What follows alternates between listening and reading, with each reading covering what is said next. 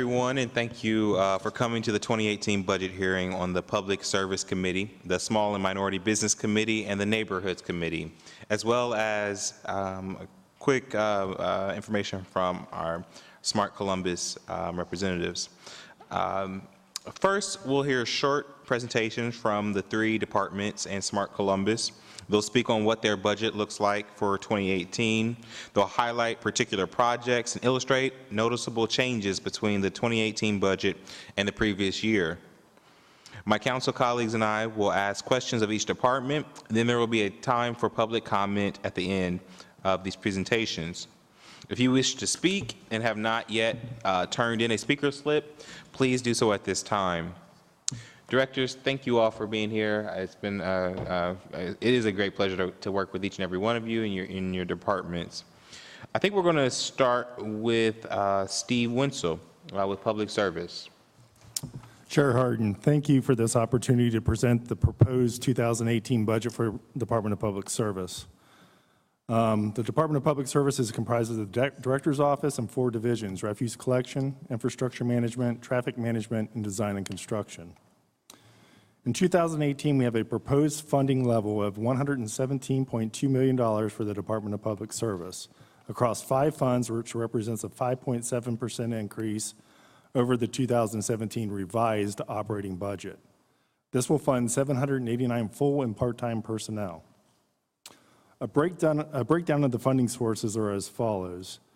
63.1 million, or 54% of our budget, comes from the Street Construction Maintenance and Repair Fund. The revenue that goes into this fund, 70% of that revenue comes from gas tax and auto license fees. 37.9 million, or 32% of our budget, comes from the General Fund. 7.4 million, or 6%, comes from Construction Inspection Fund. 5.4 million, or 5%, from the Private Inspection Fund, and 3.4 million, or 3%, from the Parking Meter Fund. The proposed 2008 budget for the Director's Office is $6.1 million. The Director's Office provides the overall coordination and policy direction for the department. In addition, the office coordinates a consolidated fiscal, human resources, and legislative processing function for the entire department. The Director's Office is funded by 4 different funding sources. 1.4 million comes from the General Fund, 4 million comes from the Street Fund, 543,000 comes from the Construction Inspection Fund, and 65,000 comes from the Private Inspection Fund. A few items I'd like to highlight that's in the Director's Office budget. We have $250,000 that is budgeted within the Street Fund in the Director's Office to continue the project coordination services within the Smart City program. We've also have various split-funded employees that have been reallocated within the Director's Office to better align their work duties with the funding source that they're paid out of. We've also included within the General Fund a reallocation of General Fund dollars from the Parking Violations Bureau into the Director's Office. We hired a new Assistant Director of Parking, which will oversee parking management services, including on-street, parking garage planning, parking enforcement, various forms of parking permits, meter collections, and maintenance. In 2018, for the Division of Refuse Collection, we have proposed funding of $37.6 million. This represents only a 4.2% increase over 2017 revised budget. This proposed funding will support 226 full-time personnel that provide trash collection services to more than 334,000 households every week, 52 weeks a year.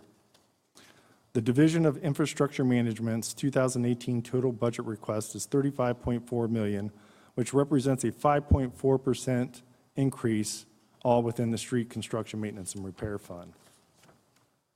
The Division of Infrastructure Management is responsible for delivering all services related to managing the transportation infrastructure, including pavement and structures management, right-of-way permit reviews, and long-range planning. The division provides street maintenance services within the City of Columbus rights-of-way, including street sweeping, litter control, graffiti removal, and snow removal. In 2018, the Stormwater Utility Fund will continue to reimburse the Street Construction Maintenance and Repair Fund for the cost of street sweeping and snow and ice removal to protect water quality and minimize the burden on the sewer system from debris and ice and snow. Our snow warriors are ready for winter, and residents can continue to go online and use our Columbus Warrior Watch website. They can see what streets have been treated in the previous 72 hours citywide, plus they can check the priority level of their own street. Residents can log on to that site at warriorwatch.columbus.gov. Some budget notes within infrastructure management. As in 2017, personnel costs assume a 3% vacancy credit. There's actually no change in full-time personnel levels. However, personnel costs have increased by $815,000. That's about 4.6% over 2017. This is due to a 3% across-the-board raises for union employees, higher insurance costs of about $200,000, lump sum payments of $2,500 for each AFSCME employee, offset by the change in pension pickup, netting to an additional $50,000, and higher workers' compensation charges than what was budgeted in 2017, amounting to about $150,000. Services increased by $780,000, or 5% over the 2017 budget. This is due to higher internal charges associated with fleet and technology. And infrastructure's equipment budget increased by $200,000 to purchase additional snow and ice equipment. The Division of Infrastructure Management is making our streets safer for motorists, pedestrians, and bicyclists. The division's 2018 total budget is $20.1 million, which consists of funding from the general fund at $2.3 million, the street construction maintenance and repair fund at $14.3 million, and then $3.4 million from the parking meter revenue fund. The Division of Traffic Management is responsible for planning, educating, and advocating for greater mobility of various roadway users to ensure a safe and efficient transportation system for pedestrians, bicyclists, and vehicular traffic, as well as improving neighborhood livability and safety. A few budget facts for traffic. The 2018 budget funds continues to fund the parking ticket processing collection contract that we have with Conduit. This provides for all aspects of ticket issuance and processing, notices, collections, and supplies. Payments are accepted by mail, in person, by telephone, or over the internet. As you'll notice, funding for 22 positions have moved from the general fund to the parking fund, and some expenditures, about $2.2 million for supplies and services, were moved from the parking fund to the general fund. So we kind of swapped those out there. You'll notice that personnel increased by 3 positions in the Traffic Division Street Fund. This is to add line locator staff to provide additional workload associated with Ohio Utilities Protection Services, or OOPS. Late in 2015, Traffic Management was notified by OOPS that we needed to become a member and comply with their standards. So in January 2016, we reassigned some of our existing staff to actually do some of those services, to do some of the utility locations underground. With these additional 3 positions, we're going to have them assume this important and legally required task. That way we can have those existing personnel go back to what they were actually doing beforehand. Supplies increased by $63,000 to purchase new cameras and network equipment for the Traffic Management Center. The capital line item increased by $100,000 to provide for interior building maintenance upgrades associated with the Traffic Management Center. The Division of Design and Construction 2018 total budget is $18.1 million. This represents a 6.8% increase over 2017, which includes $5.9 million within the Street Construction Maintenance and Repair Fund, $6.9 million within the Construction Inspection Public Fund, $5.3 million within the Construction Inspection Private Fund. The Division of Design and Construction is responsible for developing quality construction plans, managing design contracts, and enabling the department to build and maintain a safe and efficient transportation system. In addition, the division manages construction contracts, providing quality, timely construction inspection, surveying, and materials testing services in support of public service, public utilities, and privately funded infrastructure construction projects. The Construction Inspection Fund includes 51 full-time and 23 part-time employees to provide construction inspection services for Columbus City agencies. The Private Inspection Fund includes 43 full-time and 12 part-time employees to provide construction inspection services for private development. The changes you see in design and construction coincide with the operations of that division. Majority of the division is self-supporting through an internal service fund or a special revenue fund. These movements or adjustments that are being made are just moving the personnel to where the work is. We are shifting more personnel and associated supporting costs to the private side due to the increased private development within the city. That concludes my presentation of the 2018 Department of Public Service operating budget. I'd be happy to answer any questions you might have. Thank you, Director. I want to recognize my colleague, Councilmember Page, who's joined us for this hearing. Thank you so much for being here. Director, we'll start at the inspection services, and that you talked about the number of inspectors that we have out. How do we come up with that number as being the appropriate number of folks that we're putting out in the streets, both on, and understanding that we have a public and a private pot to pay those folks out of? Sure, Councilmember Harden. What we do is we kind of look at some historical data. So what we kind of look at the last 3 years and where the actual work and the number of hours of the employees have been allocating their time. So we use that as a basis to look at how many different projects that we're foreseeing in the future and to reallocate those hours to determine the number of full-time and part-time people we need. It's mostly the transient workers are mostly the part-time workers. The full-time workers are there all year, every year, doing things. So that the part-time workers is the actual ones we bring on during the construction season, and then we actually lay off at the end of the season and then rehire at the beginning of the next season. Okay, thank you. At the beginning of your presentation, we talked about some personnel being switched off of the general fund and moved onto other types of funds.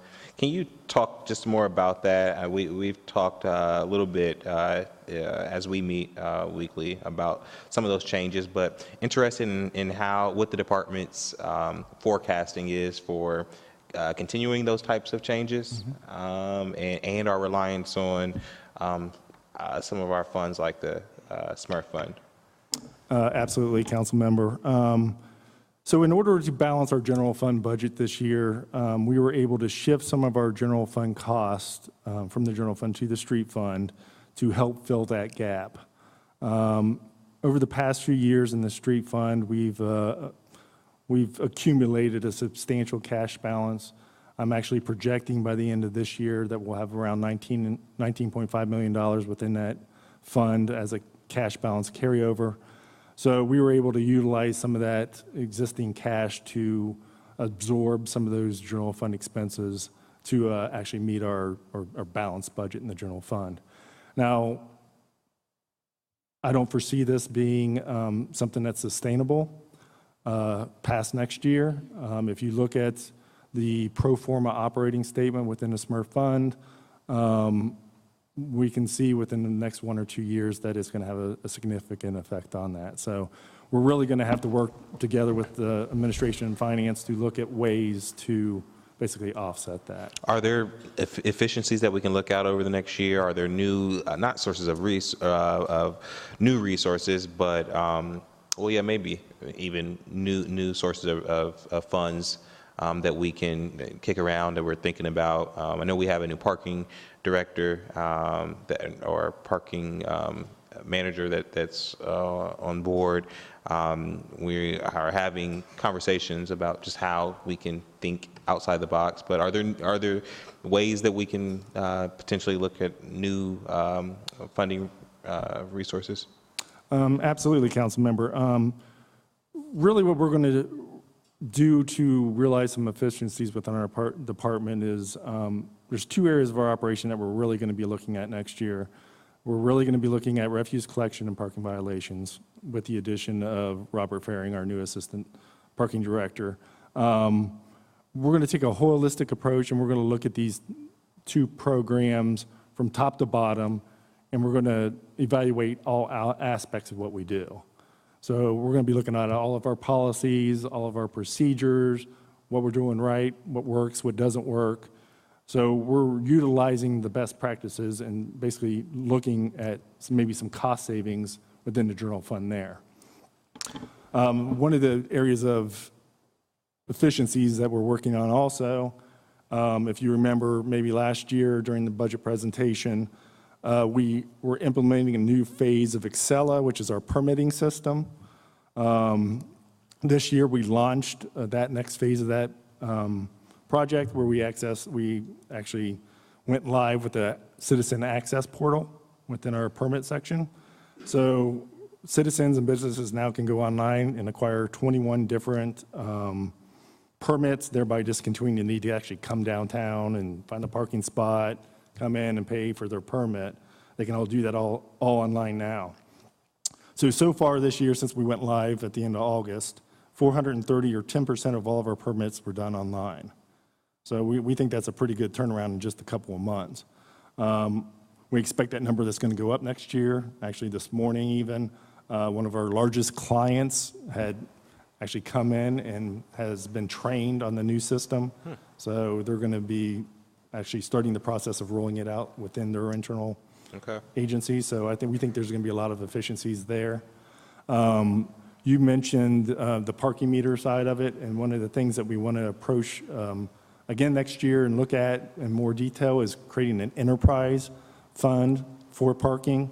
If you kind of look at our budget now and you see the movement of all the money that we're moving around, parking's kind of spread out all throughout our budget. So we have revenues in one place, we have expenditures in another, and it's really hard for us to get a grasp on how much it's actually costing to run that operation. So one of the things we're championing with Robert and with the city auditor and with finance is creating this enterprise fund, and let's get all the cost in one place and all the revenue in one place so we can make it more efficient, be it a self-supporting agency. Thank you, Director. Councilmember, do you have any questions for Public Service? Well, thank you. I think this conversation around efficiencies and finding additional streams of resources is a conversation that we are having citywide as we look towards the future and make sure that we don't just keep budgets whole, but that we honor our commitment of making sure that quality service is provided to our citizens. So thank you, Director. Next, we'll have Ms. Brandy Braun. And while Smart Columbus is not a formal part of our city's budget, 2018 budget, I asked Smart Columbus to come and present on kind of what 2018 will look like for Smart Columbus. A lot of times, folks will see Smart Columbus coming through, and certainly through my committee, passing legislations for sums of money. And so I wanted you to have an opportunity to talk kind of about 2018 and the city's engagement through Smart Columbus. Great. Thank you, Chairman Hardin, for the opportunity to be here, and thank you, Councilmember Page.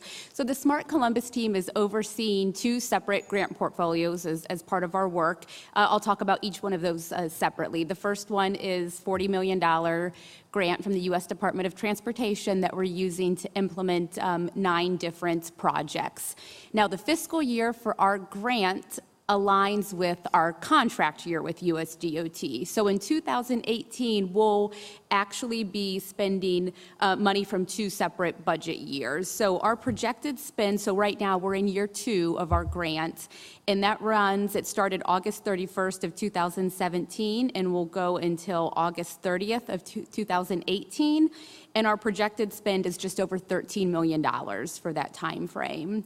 August 31st, 2018 to August 30th, 2019 is our year 3, and our projected spend is just under $30 million. Now, year 3 is when we will be deploying most of the projects, which is why and procuring most of the equipment, which is why the spend is higher. In 2018, we will continue our end user and stakeholder engagement, which will guide our concept of operations development, which will then lead into system requirements, system functions, and then we'll begin designing and developing the projects. Now, in 2018, we will release the first iteration of what we call the Smart Columbus operating system, which is the integrated data exchange or web-based platform that will house all the data that's required for current and future smart city projects. Our second grant is the Vulcan grant, which is a total of $10 million over a 3-year period. Again, their fiscal year aligns with the contractual year. We are currently in year one, which began April 1st and will run through March 31st. Our projected spend for that budget is $3.3 million. We don't have year two finished yet. That's due to the grantor in January. In 2018, though, we will be using funds to revamp the Smart Columbus website, perform research to drive consumer adoption of electric vehicles, continue the Ride and Drive road shows that started this year, perform siting for public charging infrastructure projects, do training for public fleet managers, and also we'll be deploying the 91 electric vehicles that the city recently passed legislation to procure. Thank you, Ms. Braun. And so when folks see me talking about legislation, and it's trying to be clear that that is usually pass-through dollars that are coming from the grant dollars, and we try to articulate that. Have there been direct general fund dollars associated with Smart Columbus that came from the city that are, I think there are just a few. There's a small amount. I can think of one maybe for. I'm going to look to my colleague, Mr. Winsel. I think there has been some general fund dollars that have supported. And maybe it's a matching fund in 2017. Yes, council member. There's actually was some money that was put in the 2017 budget, if you recall. There was $250,000 that was put into the general fund within public service for us to enter into contract with Columbus Partnership to basically help us develop the long-range plan of smart cities and where it's going to be down the road. We're not projecting any 2018 dollars associated with. We have $250,000 again budgeted within the street Perfect. fund for those types of expenditures. Thank you. We also will have, in the bond sale this year, we had $2 million that was set aside for our cost share that's associated with the Smart City program. And as well as next year, I believe we're going to have a separate budget request for the remainder of our cost share, which is a total of $8 million. Okay. So it'll be another 6 next year with the 2 that we got this year in the bond sale. Okay. Ms. Braun, can you talk, do you see, kind of to the last conversation I had with Director Winsel about cost sharing and efficiencies, big picture, we're talking about this data service, are there potential either efficiencies that could help the entire city or, again, new streams that we see being teased out potentially? I think as the Smart Columbus operating system scales to support more than just the Smart City Challenge grant projects, and we develop it in a way where departments are putting the wide range of data that they're collecting into the operating system that then can be used by those departments and others, that efficient and holistic use of data will certainly pave the way to make more efficient operational decisions, absolutely. Councilmember, thank you so much. Next, we will have Ms. Carter with the Department of Neighborhoods. Thank you. Welcome. Good evening, Councilmember Harton and Councilmember Page. Thank you for giving us the opportunity to present our 2018 Department of Neighborhoods budget. My name is Julia Carter. I am the fiscal manager for the Department of Neighborhoods. In 2018, the department will have 45 staff with a total budget of just over $7 million. We have 2 funding sources. Our general fund budget is $4.9 million, and our CDBG budget is $2.75 million. That's a total change in the general fund of just over 20% and a increase of about 148% in the CDBG budget. Staffing includes 41 full-time and 2 part-time employees under the general fund and 3 full-time employees under CDBG. General fund expansions include 1 full-time coordinator to support the neighborhood liaisons and funding for a New Americans Leadership Academy to offer development training in the underrepresented New American youth and young professional field. That's funded at $50,000. And a neighborhood planning for Linden and Hilltop at $575,000. In addition, our budget assumes $332,000 for programming And in some of those categories, it includes the Columbus Neighborhood Grants Program at $20,000, My Brother's Keeper at $20,000, and the area commissions at $47,000, and neighborhood and agency programming at $110,000. Some of our 2017 accomplishments in the Department of Neighborhoods include the 311 call center. Our call center answered 86% of all calls within 20 seconds. Our year-to-date 311 call center has seen a 5.1% increase in total number of contacts. This is aligned with the previous years, and if the trend continues, this would put us at 360,000 contacts for 2017 versus 341,000 in 2016. In 2017, the Department of Neighborhoods awarded 37 Columbus Neighborhood Community Grants totaling $22,000.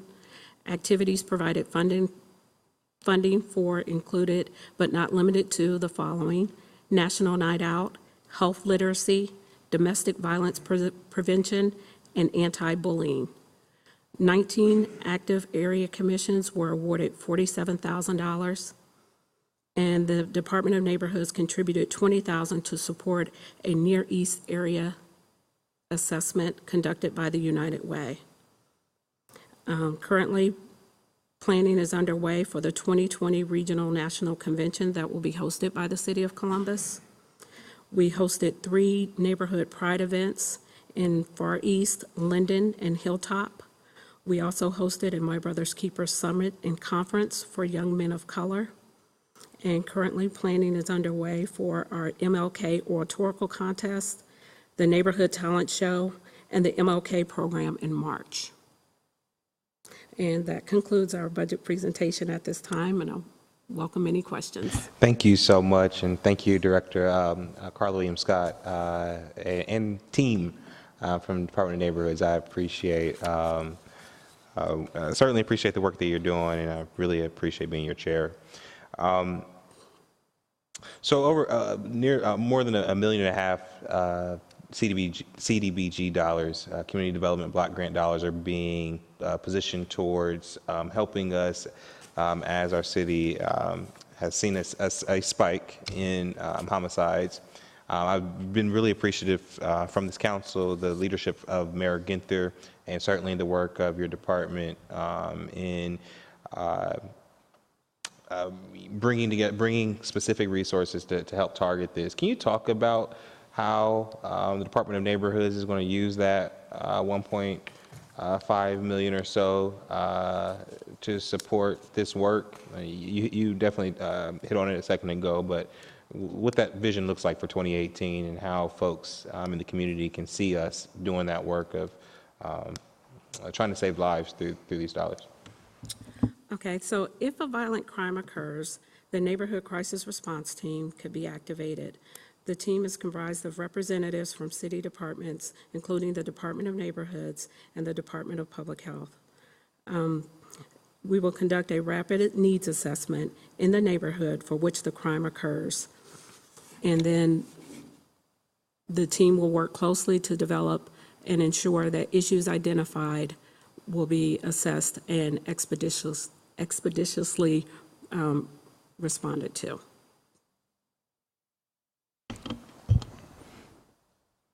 Councilmember Page.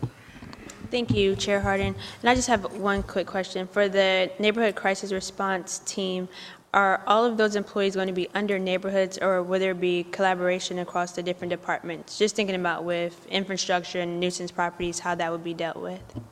It's going to be cross-departmental, so not only will it be the Department of Neighborhoods, it will be the Department of Health and possibly Department of Public Safety.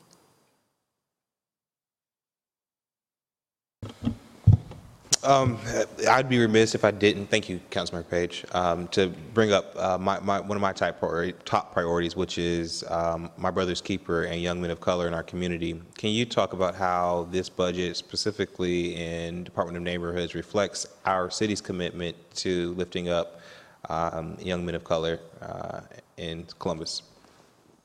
Yes, our 2018 budget includes $20,000 for the My Brother's Keeper Conference, Summit, and other MBK activities. We also plan to seek funding from the Forward Promise Empowerment Project. The notice of funding availability will come out in May. In addition, the department will seek out other opportunities to support this initiative. As well as we're hiring a coordinator for MBK as well. Correct. It's not a coordinator position. It's actually a neighborhood program specialist, and that position was previously budgeted in 2017 and vacated late in 2017, and yes, we will be filling that vacancy. Thank you. All right, thank you, Ms. Carter. You're welcome. Any more? You're good. All right, moving on to Small and Minority Business Committee. This committee includes two different departments, Economic Development and the Office of Diversity and Inclusion. So we will start with the Economic Development Department. I would also like to recognize my colleague, Councilmember Mike Stenziano, who's joined us this evening.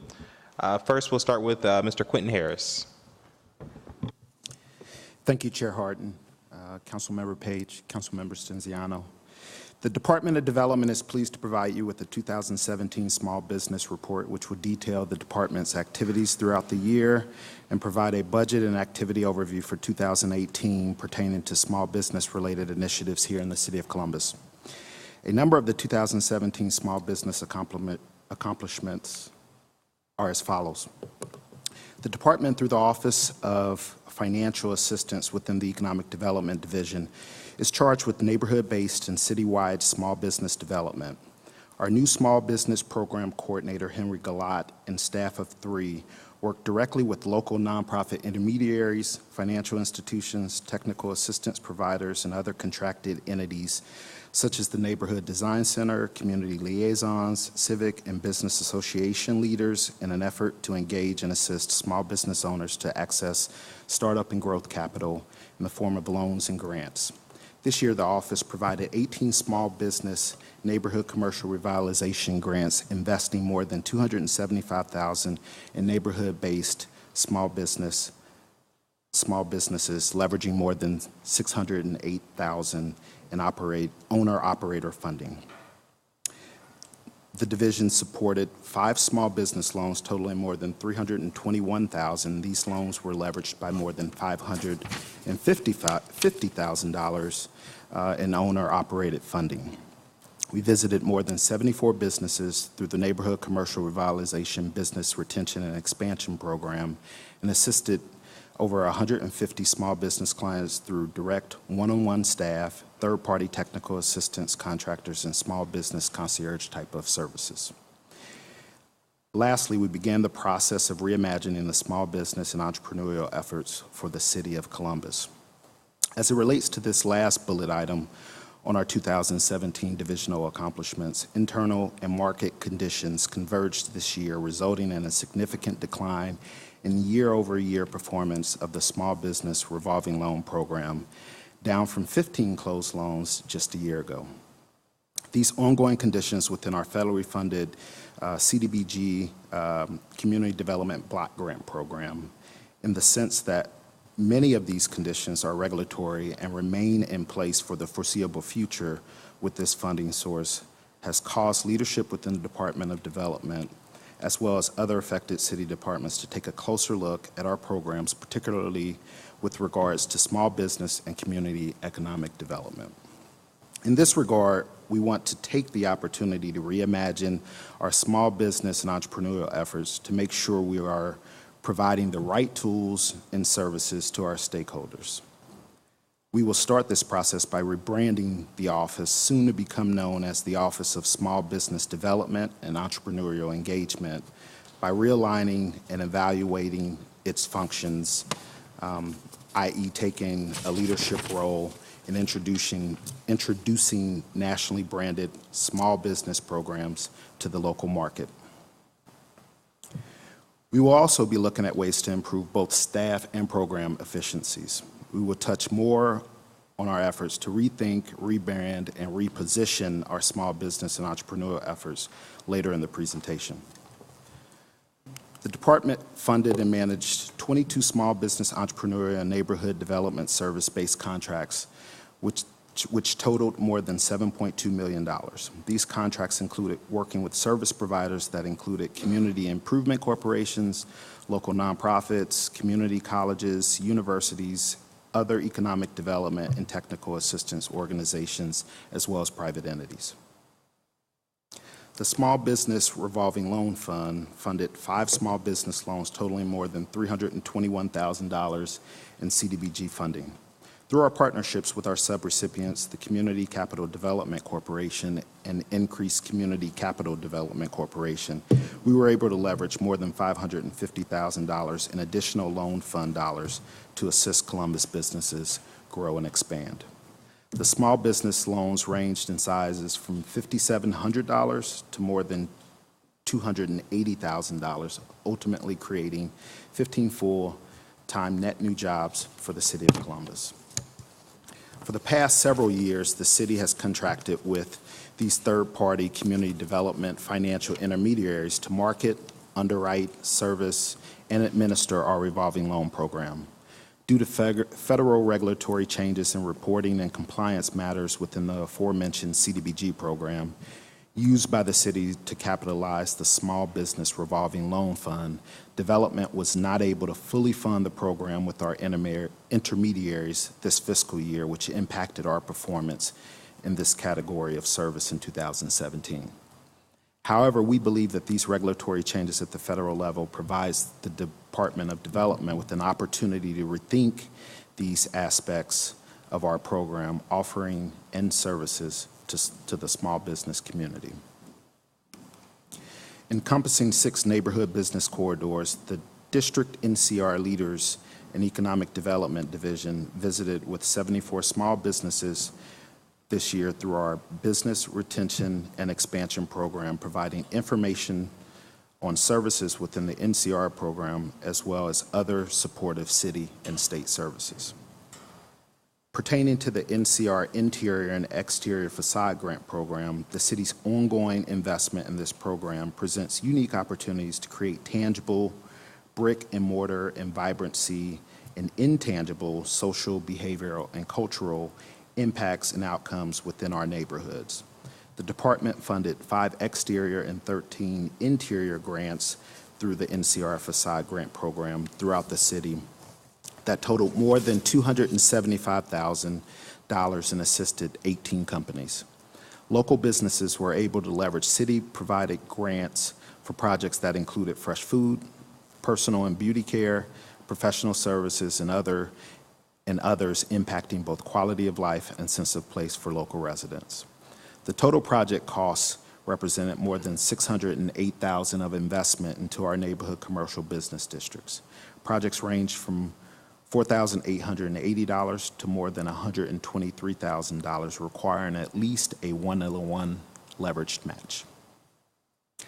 As I mentioned in the presentation's initial slide, development has taken the past few months to observe challenges to our programs.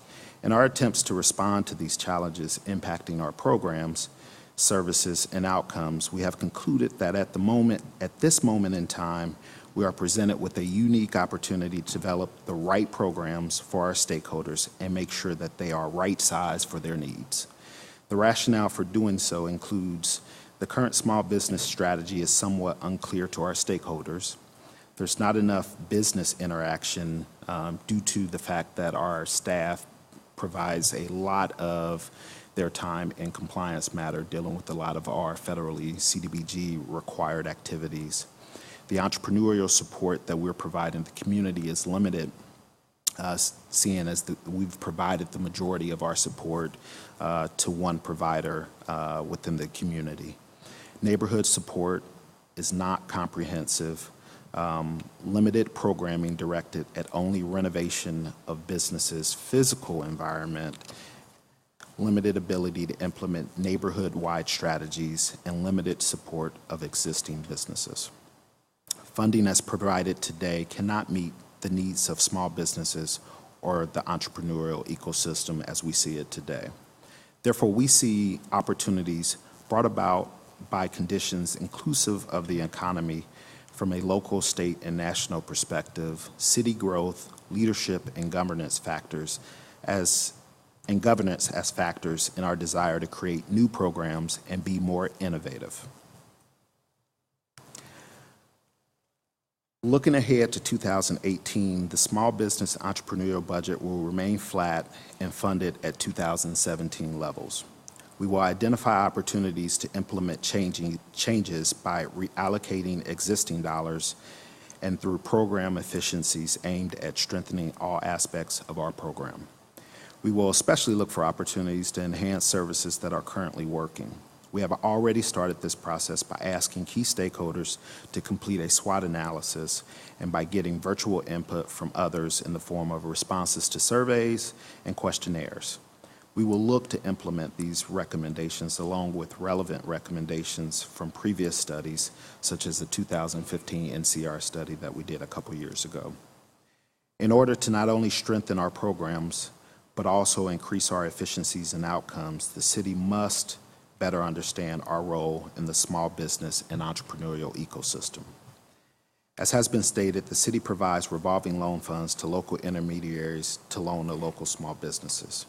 Regulatory compliance, monitoring, and other challenges over the past several years have caused the department to realize that we need to pause our lending relationships and activities. During this time, we feel that the market will absorb this activity in the short run while we evaluate our efforts and identify new opportunities to deliver programs that meet market gaps through policy-driven programming. A big part of our 2018 work plan will be to engage in an assessment of our small business program and offerings to determine where the best opportunities for impact lie. To this end, we will use a request for proposal to retain professional services to perform the equivalency of a small business incentive study in early 2018. An outcome of this expected 6-month process will be presentation of comprehensive results based on relevant small business data from peer cities, a set of policy recommendations, a suggested implementation strategy, and a 2-year action plan.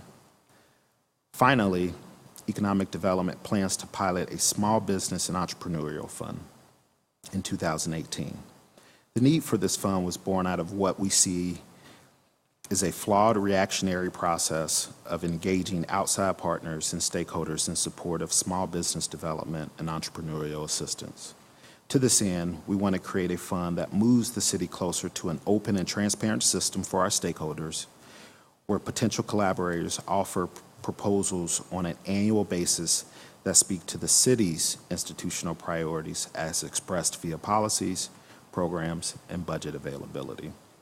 I look forward to answering any questions that you may have. Thank you, Director. Can you also put your mic in a little bit? I apologize. Yes. On the NCR program, I noticed that the Hilltop didn't give out any loans, neither exterior nor interior. What do we think that is due to?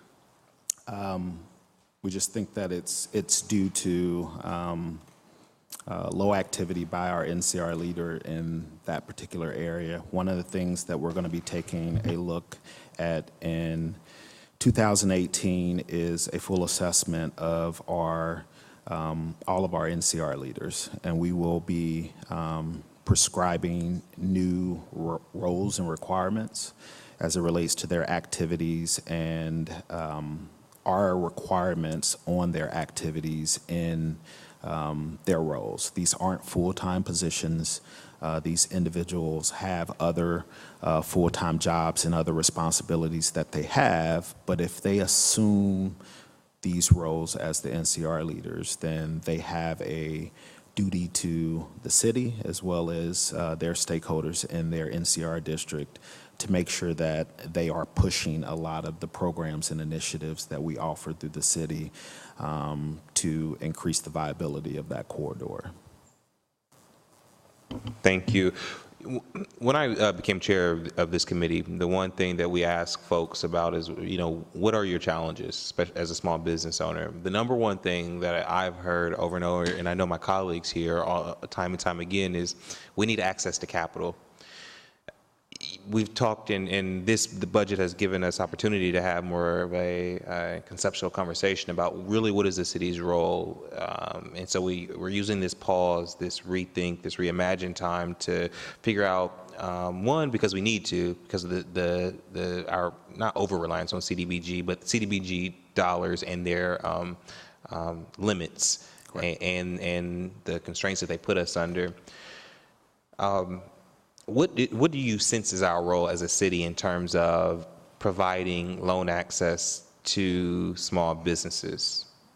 Thank you, Chair Harden.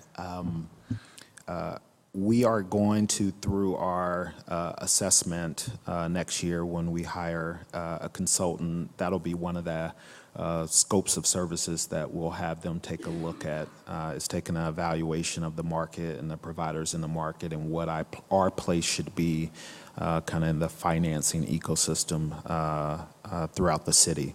Anecdotally, we have providers through our institutional partners, banks like Huntington and Fifth Third, as well as through our community development financing partners, some of the ones that we contract with to do some of our subrecipient work with our CDBG loan dollars, can feel certain gaps in the ecosystem, and we feel we have ample access to capital, not always ample knowledge of access to capital, if that makes sense.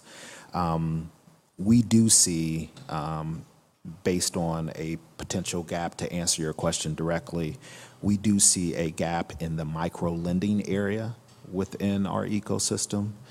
There are not a lot of entities that are in place that will provide funding to companies for a sum of $12,000 or less. And that was one of the values of the relationship that we have with one of our subrecipients, because they were a micro-lender, and there's not much micro-lending due to a lot of the administrative and compliance issues, and quite frankly, not the rate of return for some of those entities. That's why we don't have a micro-lender in our ecosystem. If you ask me today, I see that's where we will provide the most value to the financial ecosystem throughout the city. But we're going to definitely wait and see what the professionals tell us the market penetration can be from the city perspective to add value to our businesses. What's the dollar amount that we are putting into the revolving loan that we are pausing this year? Annually, we have about $434,000 a year in CDBG funding that we allocate. We typically allocate about 2/3 of that out to our subrecipients at the beginning of the year. And then we rate their activity over the first 6 months of the year. And based on their activity levels, if high, we typically provide additional funding during the course of the year to the subrecipients that need more funding to provide loans.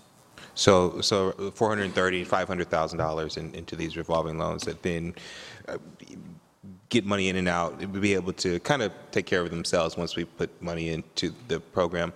I guess where my concern, and I think I've articulated this to the department, is whenever you take dollars out of a budget and looking forward, as we pause, that we are as intentional about what we need to put back in the future. So if after we do this study, and I too, I follow your concern and belief that we need more support for micro-lending, how do we find and make sure that we have the resources to be at or at where we left off when we did the pause? So if it's a $400,000 commitment to small businesses in terms of access and lending, it would be my hope that we would be close to that as we go back once this pause is and reimagining is done, that we would still have that same type of commitment or even more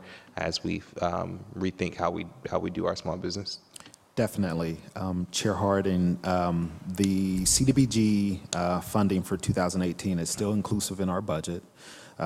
We're just not going to enter into those contractual relationships at the beginning of the year until we conclude our study. To your point, to see if the response is to select not to use those dollars in that form going forward, or if we reconstitute those dollars for other purposes that achieve some of the same norms while finding other funding sources that could backfill the revolving loan fund and would provide the flexibility so that, you know, my team won't have a lot of the compliance challenges that were put in place by 2015 regulations on the federal level that, quite frankly, requires my team to spend more time addressing administrative and compliance issues than actually being out on the street and helping small businesses. And so that will all be part of the assessment as it relates to assuring that we maintain the current level of funding that we have. It may just come from other sources. Henry Galat is looking at various federal and nonprofit funding sources, which we haven't done at least this expansively in the past for potential funding, whether it's on the financing or on the program side, as well as other city sources that we may be able to put towards our small business budget within the Department of Development's overall budget. Thank you, Director. Councilmember Cinciano. Thank you, Director. Up next, we will have Mr. Stevens with ODI, Office of Diversity and Inclusion. Thanks, Council Chair Harden. Thanks for the opportunity to present our 2017 accomplishments as well as our 2018 budget priorities. So let me start by saying, under the leadership of Stephen Francis, our Chief Diversity Officer, again, we rebranded the EBO office to the Office of Diversity and Inclusion. We added a Supplier Diversity and Workforce Diversity Manager. We completed the first full year of the City of Columbus Diversity Committee process and launched a disparity study, which I know you were extremely active in getting that done, so we appreciate that. And with regards to the disparity study, we will go into greater detail with a slide. Success regarding supplier diversity, we launched the first Ohio Municipalities Business Conference and Expo. We had 700 attendees, about 80 exhibitors, so that was great. We had the completion of a successful pilot for the first year business opportunity assessment program, providing technical assistance to businesses, and again, they need that tremendously. There was the initial diversity working group for Smart Columbus that was launched, as well as development and implementation of an electronic certification application, which greatly reduced the time needed to complete certification, and we had a 13% increase in the number of certifications, so that was great. Also to note, $45.1 million in 2016, which we tabulated in 2017, was paid to minority and women-owned businesses, which was the highest number since 2009. With regards to workforce diversity successes, just like to mention the citywide recruitment task force. The Office of Diversity and Inclusion with Human Resources and Civil Service launched the citywide recruitment task force to attract diverse talent to the City of Columbus. This task force is comprised of key representatives from each department that have the skill and expertise to advance recruitment efforts in the city. So very important, as well as departments develop specific recruitment plans. They develop specific diverse communication plans, as well as develop a framework for police and fire recruitment plans over the next 10 years, and we'll talk more about that. We also created an improved workforce database. Could you switch the slide? Thank you. With regards to our 2018 budget, what you will notice is we have a team of 11 members. Most of the budget is about $1.3 million or so is staffing costs, about $8,000 for supplies, and small amount over $40,000 for our professional service contracts. And again, our role in the Office of Diversity and Inclusion is really more of a support function, because again, diversity and inclusion is everyone's responsibility, and we all believe in diversity and inclusion. With regards to the 2018 ODI proposed priorities, we will complete the implementation of the disparity study. We're expecting the final results March 2018, and we are on track, very confident on where we're at, so very pleased at the moment. We will continue to implement a workforce diversity strategy with city departments. We will support human resources in the implicit bias training for the entire city. In 2017, it was conducted for MCP employees, but 2018, we want to roll it out for everyone. We will implement and expand the Business Opportunities Assessment Program, which I previously mentioned. We're going to expand outreach and engagement. Really want to use technology, social media to reach more firms so they can be certified and hopefully compete for more opportunities. We will participate in targeted outreach as well as, again, implement the diversity communication strategy, which will really show what the city's commitment is to diversity and inclusion. What you see on the screen here is actually the work plan for the disparity study. And what you'll notice in the green is everything that has been completed. And so what's really critical is in the white part of the chart is the subcontractor utilization tables, the utilization chapters, the availability tables. So we really have a big emphasis on completing the subcontracting portion of the study. And again, if you'll recall, the disparity study tries to determine if there's a gap between utilization of firms within city contracts and availability of those firms. And so, like I said, I'm just pleased that the mayor and you, Councilman Harding, wanted to get this done because as America's equal opportunity city, we really needed to know where we were at. We hadn't conducted one of these studies in over a decade plus. And so it's very important that we were able to see where we're at. So once we complete the subcontracting portion and we're pretty much done with the anecdotal portion, it's just about recommendations and doing a couple of community meetings to let people know where we're at with regards to this study. So once again, it's on track and we're very pleased with that. With regards to the workforce strategy, again, what is very key to implement any strategy, especially we're trying to do the one for police and fire, is 4 key components. We always say it's about trust. We have to have internal and external community trust because the community has to refer folks into the city to get hired, and we need our partners, whether it's the Urban League, whether it's the church and on. It's shared responsibility. Trust is critical, as well as training, the implicit bias training for police officers and for us as employees, because we all have implicit biases. It's just how do you manage them and how does that impact customer service for our citizens? Talk about traction, community partnerships. So how do you gain traction in the community? Because again, it's a joint partnership. And finally, transformation. Obviously, sometimes there's challenges within internal processes, city processes, that we need to fix in order for minority and female potential workforce candidates to apply. So we're really looking at all those things to really try to impact and make a big difference. And I believe that is it for my presentation. I'm pretty matter of fact, but hopefully you got what you needed from it, and I'm open for questions. Thank you, Director.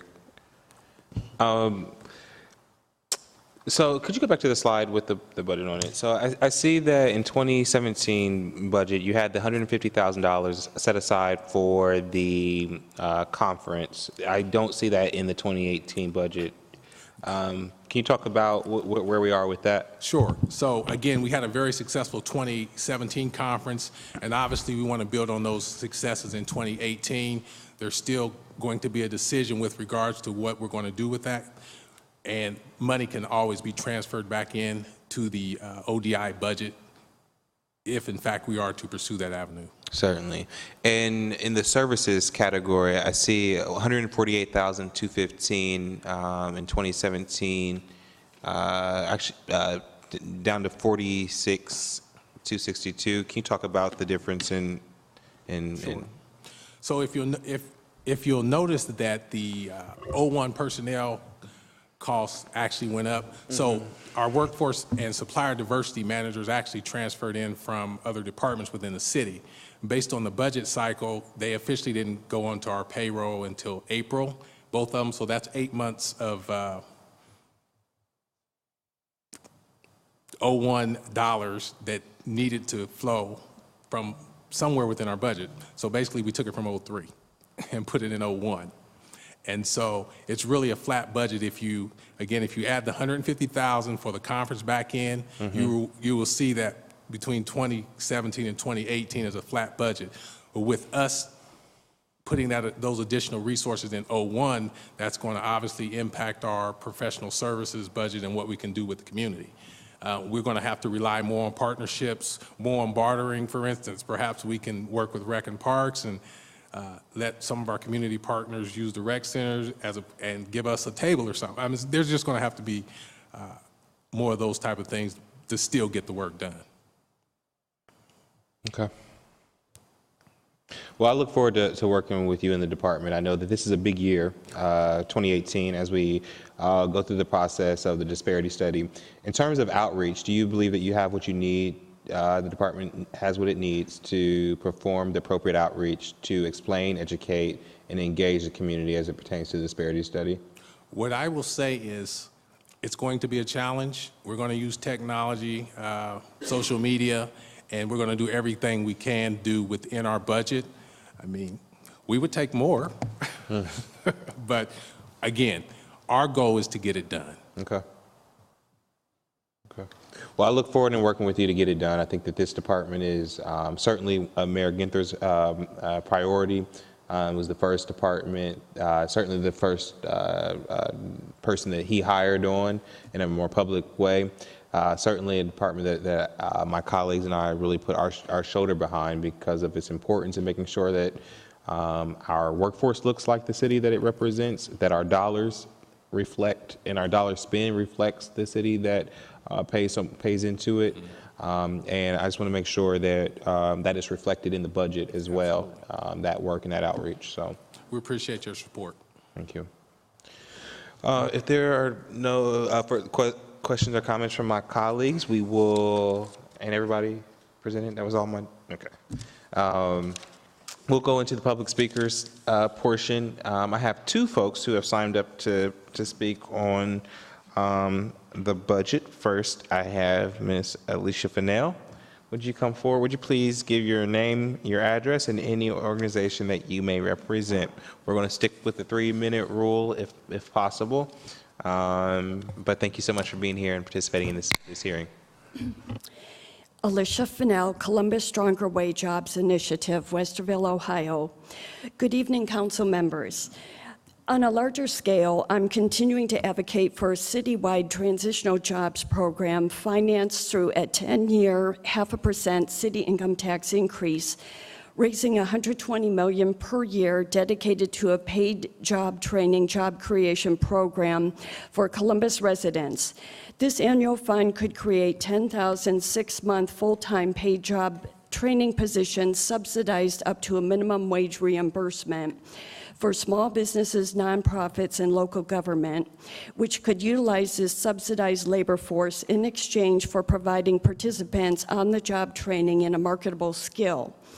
At minimum wage, although most positions would pay more, these jobs would provide residents a monthly survival paycheck of over $1,000 along with earned income tax refunds. Joblessness contributes to taxpayer expense versus a job solution providing a job training conduit whereby disadvantaged residents become economically self-sufficient. Our troubled higher crime, higher unemployment neighborhoods now represent 14 of the 28 Columbus zip codes, half of our city.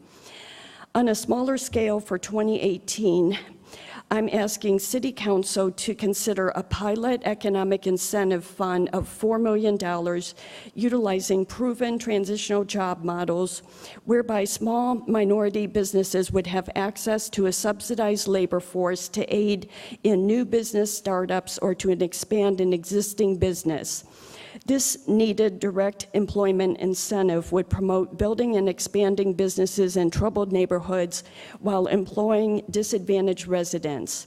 Businesses would receive a direct wage reimbursement up to minimum wage for 6 months, provided they train participants in a marketable skill. This incentive would allow any targeted Columbus business to submit a proposal as to their business needs for additional staffing. And through partnering with workforce development providers, suitable disadvantaged candidates would be screened, oriented, and interviewed for these positions. Job candidates would reside in the targeted zip code, be of age 18 and up, and unable to find work for the past 30 days. This transitional job incentive would be an alternative incentive approach, helping small and minority businesses with limited capital, a means of expanding business through subsidized staffing for 6 months. As a beginning 2018 pilot, this $4 million incentive could create 400 to 800 jobs, or almost 60 jobs per troubled zip code like Linden, Franklinton, and Hilltop. Imagine that in 2018, 60 additional jobs in 14 of our troubled, high crime, high unemployment zip codes, while incentivizing small and minority businesses. Thank you for your time. Thank you so much, Ms. Fennell. Any comments? Thank you so much. Next, we have Mr. Robert Grinch. Welcome. Thank you for participating in the budget hearing.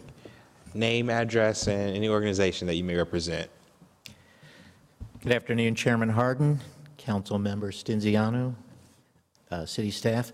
My name is Robert Grinch, and I reside at 3506 Erin Drive within the boundaries of the West Scioto Area Commission, where I serve on the Zoning Committee. I'm speaking as an individual Columbus resident and homeowner this evening. My issue comes under the Transportation Management heading. A significant east-west roadway corridor within the West Scioto Commission boundaries is Trabue Road that presently has 2 and 4 lane segments. Trabue Road extends from Riverside Drive in Cambridge Boulevard intersection westerly to Alton Darby Creek Road. The approximately 6-mile length of road include landmarks such as a bridge crossing of the Scioto River, the region currently known as San Margarita, the Raymond and Wilson golf courses, a bridge crossing of West I-270, a bridge crossing of the Buckeye Railroad Yard, and the significant intersection at Hilliard and Rome Roads. Also in this region is the expanded United Parcel Service warehouse and shipping compound.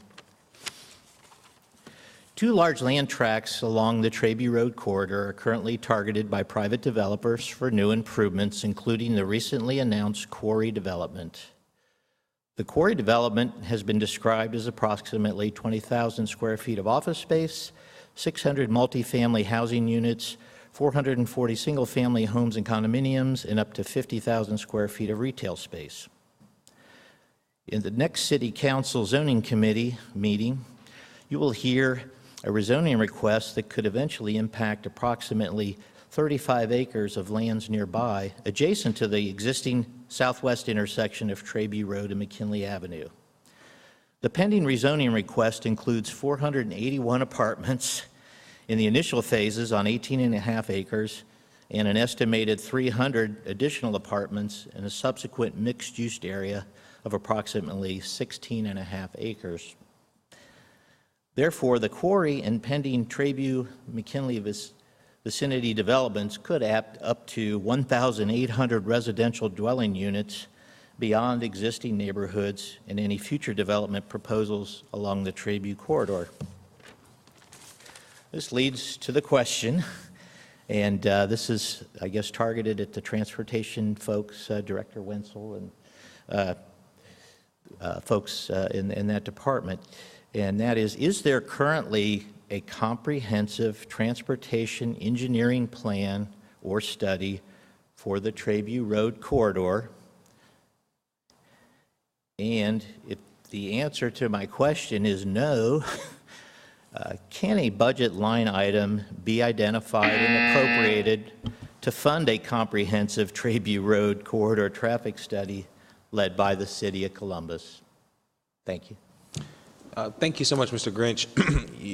You're correct. There's a lot of interest and development possibilities that are happening along Trayview, and as part of each one of those developments, certainly are individual traffic studies, engagements to see what the impacts will be. In terms of a comprehensive corridor study, certainly would be interested in talking or engaging with Director Wenzel from Public Service about that to see what those needs and what those new impacts would be on the corridor. But certainly, thank you. I look forward to working with you. Councilmember? Well, thank you, Chairman Harden, and I know, Mr. Grinch, you're here in your capacity as an individual, but I'd also encourage the Area Commission to continue to engage with the department on any questions. I know one of those zonings they did approve, the other one wasn't a rezoning, but I think we are committed to working with the Area Commission to address any concerns about traffic, congestion, and know you and others will continue to raise those issues until we either put together a comprehensive study or are able to answer further the inquiries. Yep. Thank you, Your Honor. Thank you, Mr. Grinch. I think that concludes this evening's hearing. I appreciate each and every one of the departments that I work with under the committees of small and minority business, public service and transportation, in the neighborhoods department. This budget reflects a consistent budget, a kind of a flat engagement going into next year. But I've been really impressed with how we have used this as an opportunity, one, to look for efficiencies and figure out how the city can do more in different ways. I look forward to working with each department over the next several months, and certainly with the administration to look through and work through specific budget conversations. Certainly want to continue the conversation around small business and this revolving loan idea. It's something that it sticks with me just because of the conversations that I have with small business owners about access to capital and making sure that we keep our commitment, our appropriate commitment, whatever that may be, to supporting small business access to loans. As it pertains to also Office of Diversity and Inclusion, I want to make sure that our commitment is seen in our budget, and that we are able to effectively do the work of engaging with the community as we take this next big step around the disparity study. And so we'll be working with the Department of Administration over the next month or so to make sure that that is appropriately reflected. Certainly with the Department of Public Service, Transportation, we have challenges as well with this really strong budget for 2018. But what does 2018 look like, and how does that prepare us for 2019 with our personnel and with some of our different funding sources? It will be a conversation that I think, again, this budget forces us to have. Certainly excited about smart cities and everything that is happening. Continue to be engaged. We have had plenty of opportunities for folks to come in and to learn more about Smart Columbus. I think that has been one of the issues, is that folks don't always know how to engage. And so I appreciate you being here and talking about the budget for Smart Columbus going forward, and certainly our neighborhoods department. Your work has become that much more important this year and going into next year, as we are looking to your department and the coordination and partnerships of all of our departments to help us with some of the spikes in crime that we've seen, and to help us with conversations about that really are centered around the diversity of our community. There's been a lot put on the plate of the Department of Neighborhoods, and I think that this department reflects a true commitment to trying to work through that, lift up vulnerable neighborhoods and vulnerable communities, but yet also keep us all safe. And so I appreciate your work and your leadership. Councilmember Stiziano? Thank you. I've summarized it all. I do appreciate all the leadership in the different departments and working with me, as I know I ask a lot of questions on behalf of our residents and constituents, and appreciate your ongoing commitment. chairman to making sure the departments are having their needs fulfilled and we're responding to the taxpayers of Columbus. Thank you so much, Councilmember Cinziano. I really appreciate your engagement and support of these departments and working with you. Certainly want to thank CTV for supporting us this evening. Want to thank my staff, Zach Davidson and Linda Capobianco, as well as Edward Johnson, as well as Matt Arison, who's helped us with our budgeting process. With that, that will conclude this evening's hearing. Thank you.